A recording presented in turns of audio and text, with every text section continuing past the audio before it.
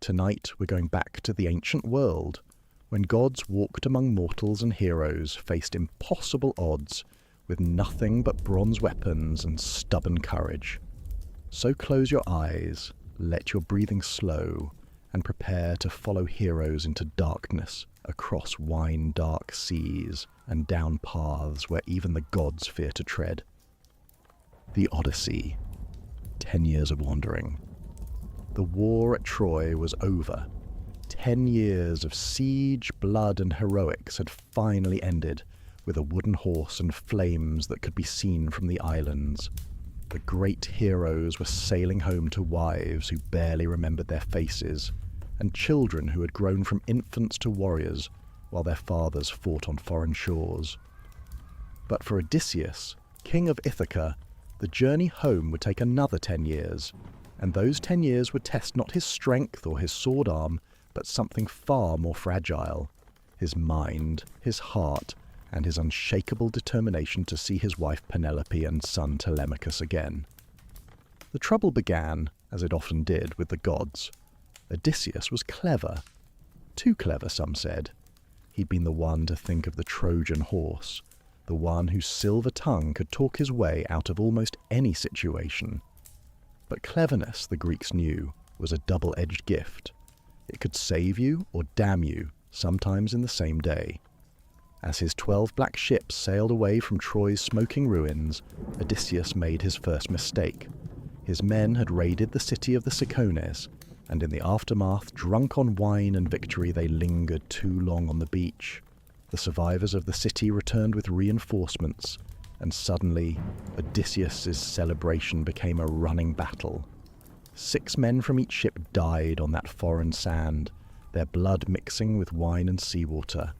It was an omen, though Odysseus didn't know it yet. The real trouble started when they reached the land of the Lotus Eaters. Picture an island where the air itself seemed drugged with honey and forgetfulness. The inhabitants, if you could call them that, wandered in a perpetual daze, eating flowers that tasted of paradise, and made you forget everything you'd ever wanted, everyone you'd ever loved. Some of Odysseus's men ate the lotus blossoms. Within hours, they were sitting on the beach with vacant smiles, all memory of home, family, and duty dissolved in chemical bliss.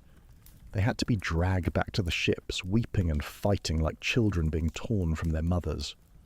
"Row!" Odysseus commanded, and his men rowed, leaving behind the first of his crew to the sweet poison of forgetting. Next came the Cyclopes, and this is where Odysseus's cleverness would both save and damn him. The island seemed deserted, rolling hills, wild goats, and a cave that promised shelter. But the cave belonged to Polyphemus, a cyclops the size of a building, with one eye like a wagon wheel and a voice that shook pebbles from the cave ceiling. He found Odysseus and 12 of his men inside, eating his cheese and drinking his wine. The proper thing would have been to claim guest friendship, the sacred bond between host and visitor that even monsters were supposed to honor. Instead, Polyphemus grabbed 2 of the men and dashed their brains out against the cave wall. Then he ate them raw, bones crunching between teeth like millstones. For dinner, he ate 2 more. Odysseus could have tried to fight, but what good would bronze swords do against a giant whose skin was thick as oxhide? Instead, he did what he did best. He thought. The next evening, he offered the Cyclops a gift. Wine from Troy, dark and potent and undiluted. Polyphemus had never tasted anything so strong. Cup after cup he drained, until his single eye grew heavy, and his massive head nodded toward sleep. "What do they call you, little man?" the Cyclops slurred. "Nobody," Odysseus replied. "My name is Nobody." When Polyphemus finally collapsed into drunken sleep, Odysseus and his men heated the tip of the monster's own olive wood staff in the fire until it glowed white-hot. Then, with a prayer to Athena, they drove it deep into the Cyclops' eye. The scream that followed could have woken the dead. Polyphemus clawed at his face, bellowing in agony, and the other Cyclopes came running. "What's wrong, Polyphemus?" they called through the cave mouth. Nobody is killing me. Nobody has blinded me.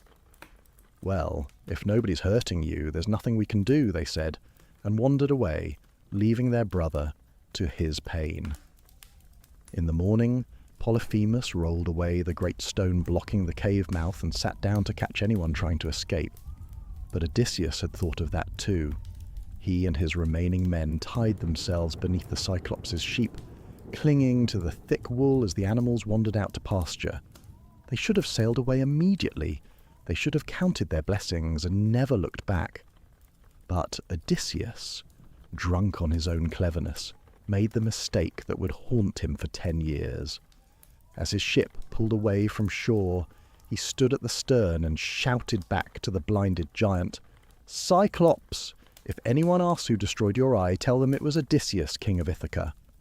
Polyphemus, blood streaming down his face, raised his arms to the sky and prayed to his father, Poseidon, god of the seas. "Father, let Odysseus never reach home, or if the fates decree he must, let him arrive late and alone on a stranger's ship to find his house full of trouble." Poseidon heard. Gods always hear prayers for vengeance. The curse began immediately. Storms drove the ships off course into waters no mortal had ever seen. They reached the island of Aeolus, keeper of the winds, who gave Odysseus a leather bag containing all the adverse winds, tied shut so they could sail straight home to Ithaca. For 9 days they sailed with favourable winds, and Ithaca grew larger on the horizon. Odysseus hadn't slept, guarding the bag, making sure no curious hand untied it. But on the 9th night, with home so close he could smell the olive groves, exhaustion finally took him. His men, thinking the bag contained treasure he was hiding from them, untied it while he slept. Every contrary wind in the Mediterranean exploded out at once. In minutes the ships were blown back across the sea, past islands they'd struggled weeks to reach, until they fetched up again at Aeolus's island. "Please," Odysseus begged the wind god, "give me the bag again." But Aeolus shook his head. "The gods have cursed you. I won't interfere with divine will twice." So they rowed. Day after day, with aching backs and bleeding palms, they rowed toward home through hostile seas. They reached the land of the Laestrygonians at sunset, when the light plays tricks and shadows hide the truth. The harbour seemed perfect. Narrow entrance, steep sides, protected from storms. Odysseus, more cautious now, anchored his ship outside while the other 11 sailed in. It was a trap. The Laestrygonians weren't just giants, they were cannibals. They hurled boulders from the cliff tops, smashing the ships like walnuts, then waded into the harbour to pluck drowning sailors from the water like fishermen gathering their catch. Odysseus cut his anchor rope and rowed for the open sea, listening to his comrades' screams echoing off the harbour walls. Of his 12 ships, only his survived. Next came Circe's island, and here the curse took on a different flavour, not violence, but temptation dressed as kindness. Circe was beautiful in the way that makes men forget their own names. Her hall was built of polished stone, surrounded by wolves and lions that had once been men, now pacing restlessly around her walls. She welcomed Odysseus's scouts with wine and honey, with soft couches and gentle words. The wine was drugged. As they drank, the men felt their limbs growing heavy, their thoughts growing dim. Then Circe touched each with her wand, and they sprouted snouts and bristles and curly tails. They had become pigs, but pigs who remembered being human, perhaps the cruelest transformation of all. Only Eurylochus escaped, running back to the ship with news of the disaster. Odysseus would have stormed the hall immediately, but as he walked through the woods, a young man appeared on the path. Hermes, messenger of the gods, though Odysseus didn't know it then. "Going to face Circe, are you?" the stranger asked. "You'll end up a pig like the others, but take this." He handed Odysseus a small white flower with a black root. "Moly, it's called. It will protect you from her magic." In Circe's hall, Odysseus drank the drugged wine and felt nothing. When she touched him with her wand, he remained stubbornly human. Then he drew his sword and held the point to her throat. "Change my men back," he said quietly. She did, of course. Gods and goddesses respect strength, but they're fascinated by cleverness. And Circe was lonely, immortally, eternally lonely. She fell in love with this mortal who could resist her magic, and love made her generous. "I'll help you reach home," she promised. "But first, you must do something no living man has ever done. You must sail to the edge of the world and consult the dead." The entrance to Hades lay beyond the Pillars of Hercules, where the Mediterranean ended and the world dissolved into mist and fear. There, in a grove sacred to Persephone, Odysseus dug a pit and filled it with the blood of sacrificed sheep.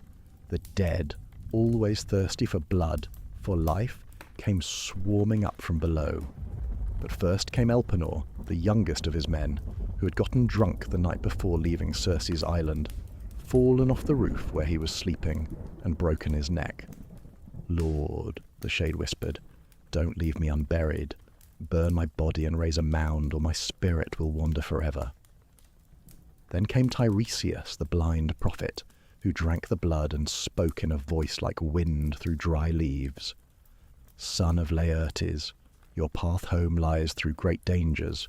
You will reach the island where Helios keeps his cattle. Do not touch them, no matter how hungry you become. If you do, your ship and crew are doomed. You may survive, but you'll reach home alone on a stranger's vessel to find your hall full of men eating your food and courting your wife." Other shades pressed close. His mother Anticlea, who had died of grief waiting for his return. Agamemnon murdered by his wife after Troy. Achilles, who said he'd rather be a living slave than king of all the dead. But the most terrible was Ajax, who had competed with Odysseus for Achilles' armor and lost. He had killed himself in shame, and even in death he would not speak to the man who had defeated him. He turned away without a word, and somehow that silence hurt more than any curse. Odysseus sailed back to Circe, who gave him detailed directions home and warnings about the dangers ahead. First, you'll hear the sirens singing. Their voices are beautiful beyond description, and they know everything that ever was or will be. But no one who stops to listen ever leaves. Plug your men's ears with wax, and if you must hear them, have yourself tied to the mast with orders not to release you no matter how you beg. The Sirens' Island was littered with bones, white driftwood that had once been ships, and smaller fragments that had once been men. The creatures themselves were beautiful women from the waist up, with wings and talons below, perched on rocks like gorgeous, deadly birds. Their song began while the island was still distant, voices sweet as honey, harmonizing in thirds and fifths that made the heart ache. "Come here, renowned Odysseus, great glory of the Greeks. Stop your ship so we may sing to you. No man has ever sailed past without listening to the honey-sweet music from our mouths. He goes away knowing more than when he came." Odysseus strained against his ropes, begging his men to release him, but they rowed steadily past, wax in their ears, while he alone heard the song that could have explained everything, the meaning of war, the purpose of suffering, the reason gods torment mortals. But knowledge without wisdom is just another trap, and Odysseus was wise enough to choose ignorance and survival over understanding and death. Next came the Wandering Rocks, or the choice between Scylla and Charybdis, six-headed monster or whirlpool, both deadly, both waiting. Circe had been clear. You cannot fight Scylla. She has 6 heads, 6 mouths, each with 3 rows of teeth. She lives in a cave on the cliff face, and her necks are long enough to snatch men from ship decks. But she only takes 6 at a time. Charybdis will swallow your entire ship. Choose the lesser evil. As they sailed through the narrow strait, Odysseus kept his men focused on rowing while he watched the cliff face. Then he saw her, necks like serpents, heads like wolves, and eyes that glowed with ancient hunger. 6 necks struck like lightning, 6 men disappeared with brief, terrible screams. Odysseus watched them die because he'd chosen their deaths over the destruction of everyone else. Leadership, he was learning, sometimes meant choosing who lives and who dies. The final test came at the island of the sun god's cattle. They were nearly home, so close that on clear days they could see birds that nested only in Greek islands. But their food was gone, and the men were starving. The cattle were beautiful, white as sea foam, with golden horns and eyes like stars. They wandered the meadows in lazy contentment, immortal and sacred to Helios. "We can't," Odysseus said. "You heard Tiresias. Touch these cattle and we're all doomed." But Eurylochus, his second-in-command, was beyond caring about prophecies. "We're going to die anyway," he said. "At least if we slaughter the cattle, we'll die with full bellies. And maybe the gods will accept our sacrifices and let us reach home." While Odysseus slept, exhausted by weeks of standing watch, his men killed and roasted the finest bull in the herd. They made the proper sacrifices, poured wine on the altar, said the right prayers. But when the meat was cooked, it bellowed on the spits. The hides crawled away from the fire like living things. Helios was not pleased. He complained to Zeus, who nodded gravely and said, "I'll handle it." When they sailed away from the island, the sky grew dark. The wind began to howl, and Zeus's thunderbolts struck their ship like a spear of white fire. The mast snapped, the hull split, and the sea rushed in. One by one, Odysseus watched his men drown. These were the men who had followed him to Troy, who had trusted him to lead them home. Now they floated face down in the wine-dark sea while he clung to a piece of the mast and tried not to think about how he could have prevented this. The current carried him for 9 days, until he washed up on Calypso's island. Beautiful Calypso, who fell in love with him immediately and wanted to keep him forever. She was lovely and kind and immortal. She offered him eternal youth, divine status, freedom from the pain and loss that defines mortal life. For 7 years, he lived with her in her crystal caves, eating ambrosia and drinking nectar, while she tried to make him forget his mortal life. But every day he climbed to the island's highest point and stared toward the horizon, toward home. Immortality without purpose is just another kind of prison. Finally, the gods took pity on him. Hermes came to Calypso with Zeus's command. "Release him." "I could make him a god," she protested. "He doesn't want to be a god. He wants to go home." She gave him an axe and showed him where the best trees grew. He built a raft with his own hands, and she provisioned it with food and wine and a fair wind to speed him on his way.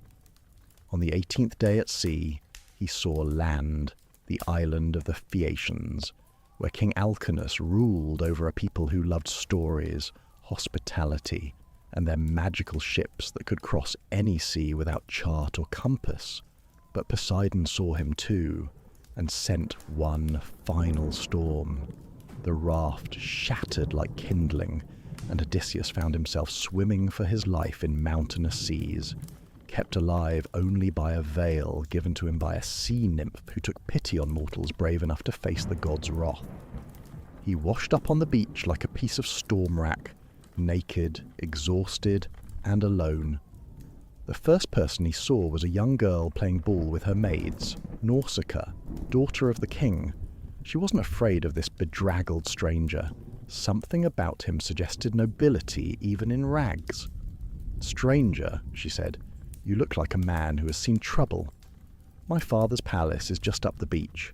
Come, and we'll see you fed and clothed." In Alcinous's hall, Odysseus told his story, all of it from Troy to the present moment. The Phaeacians wept at the tale of his wanderings and marvelled at his survival. Their bards would sing of his adventures for generations. "We'll take you home," the king promised. "Our ships need no wind or oar. They sail by will alone." And so, 20 years after he'd left for Troy, 10 years fighting, 10 years wandering, Odysseus fell asleep aboard a Phaeacian ship and woke on the beach of his own island. But Ithaca was not the home he'd left. His palace was full of suitors, young men from the best families who had decided that after 20 years, Odysseus must be dead. They were eating his food, drinking his wine, sleeping in his beds and pressing his wife Penelope to choose a new husband. Penelope had held them off with promises and tricks. She would marry, she said, when she finished weaving a funeral shroud for Odysseus's father. Every day she wove, and every night she unravelled her work, keeping her promise and breaking it simultaneously. Athena, who had always favoured Odysseus, disguised him as an old beggar. He entered his own hall unrecognised, watched the suitors abuse his servants, waste his wealth, and mock his son. That night Penelope came down to the hall and announced a contest. Whoever could string Odysseus's great bow and shoot an arrow through 12 axe heads would win her hand. None of the suitors could even bend the bow. It was made from horn and sinew, designed for hands that had drawn it 1,000 times. The old beggar asked to try. The suitors laughed, but Penelope silenced them. Odysseus took his bow, and it seemed to wake in his hands like a living thing. He strung it easily, plucked the string to test its tune, and sent an arrow clean through all 12 axe heads. Then he turned the bow on the suitors. "Now for a target that no man has ever hit before," he said, and put an arrow through Antinous' throat. What followed wasn't a battle, it was an execution. Odysseus and his son Telemachus, finally reunited, killed every suitor in the hall. Blood pooled on the stones where wine had spilled the night before. But the real test came when Penelope appeared. 20 years is a long time. How could she be sure this was really her husband, and not some god or trickster wearing his face? She ordered her servants to move her marriage bed outside for the stranger. Odysseus exploded. "Move the bed! Woman, that bed cannot be moved. I carved it myself from a living olive tree, built the whole room around it. One bedpost is the tree itself, rooted in the earth." Only Odysseus could know that detail. Only her husband would react with such indignation at the suggestion that their marriage bed, symbol of their union, could be moved like a piece of furniture. Penelope ran to him then, and 20 years of separation ended in an embrace that the poet said lasted until dawn. But even then, Odysseus's trials weren't over. Tiresias had told him he must make one more journey, inland, carrying an oar, until he found people who had never seen the sea, who would ask what that winnowing fan was for. There he must plant the oar like a tree and sacrifice to Poseidon.